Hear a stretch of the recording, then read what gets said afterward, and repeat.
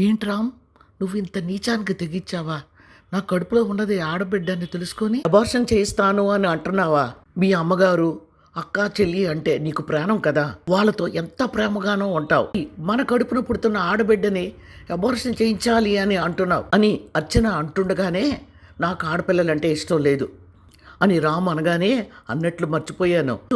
నా ఒంట్లో బాగుండక నీ పక్కన పడుకోపోతే అల్లరి చేస్తావు. పొద్దున్న లేచిన దగ్గర నుంచి రాత్రి వరకు నాతో సేవలు చేయించుకుంటావు. నేను ఆడదాన్నే కదా. కోపంగా అర్చన అనగానే బాబా ఓల్డ్ డైలాగే ఇది, నాకు ఇష్టం లేదు అంతే, నువ్వు అబార్షన్ చేయించుకోవాల్సిందే అన్నాడు కోపంగా. ఓహో, ఇది ఓల్డ్ డైలాగేనా?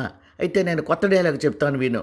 నీలాంటి దుర్మార్గుడితో కాపురం చేసే కన్నా నా కడుపులో బిడ్డని సంతోషంగా పెంచుకుంటాను. ఆ బిడ్డ కోసం నేను ఏదైనా చేయగలను. నీకు అమ్మ మనసు గురించి తెలియదులే, నీకు త్వరలో డైవర్స్ పంపిస్తాను, అసలు నీ ముఖం నాకు ఎప్పటికీ చూపెట్టకు అని కోపంగా అంది అర్చన.